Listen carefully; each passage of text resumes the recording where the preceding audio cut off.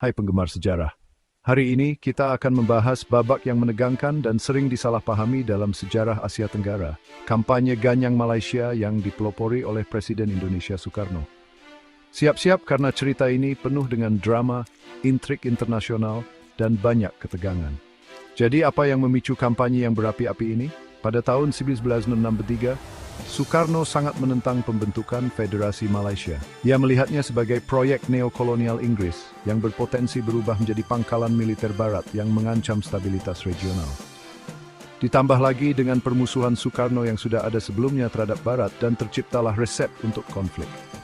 Tetapi pemicu langsungnya adalah demonstrasi anti-Indonesia di Malaysia, di mana simbol-simbol Indonesia dinodai. Ini seperti mengobarkan api. Sekarang mari kita lihat garis waktu peristiwa-peristiwa pentingnya.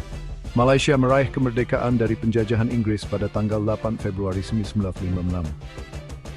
Maju cepat ke 20 Januari 1963, ketika Indonesia secara resmi menyatakan sikap bermusuhan terhadap Malaysia. Ini menandai dimulainya periode konfrontasi yang berlangsung hingga tahun 1966, yang dipenuhi dengan pertempuran kecil dan keterlibatan militer. Salah satu pertempuran penting selama periode ini adalah pertempuran Kalabakan pada tahun 1963. Kemudian ada pertempuran di Pelaman Mapu dan Sungai Koemba pada tahun 1965. Konflik-konflik ini menyebabkan banyak korban di kedua belah pihak, termasuk personel militer dan warga sipil. Jumlah pastinya masih diperdebatkan, tetapi korbannya sangat banyak. Selain korban jiwa, konflik tersebut juga menyebabkan gangguan ekonomi dan menegangkan hubungan antara kedua negara. Secara internasional, Malaysia menerima dukungan dari negara-negara persemakmuran, termasuk Inggris, Australia, dan Selandia Baru.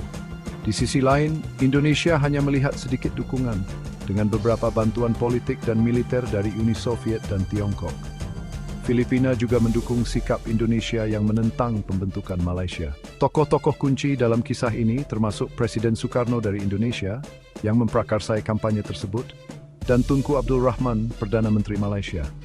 Upaya rekonsiliasi dipimpin oleh pejabat Presiden Indonesia Suharto dan Perdana Menteri Malaysia Tun Abdul Razak yang berujung pada persetujuan Bangkok pada 11 Agustus 1966 yang secara resmi mengakhiri permusuhan. Jadi begitulah. Kampanye Ganyang Malaysia adalah konflik yang kompleks dan beragam yang didorong oleh dinamika politik, ideologis, dan regional. Jika Anda merasa cerita ini menarik, jangan lupa untuk menyukai, berkomentar, dan berlangganan untuk pembahasan mendalam lebih lanjut tentang peristiwa-peristiwa paling menarik dalam sejarah. Sampai jumpa di lain waktu, teruslah menjelajahi masa lalu untuk memahami masa kini.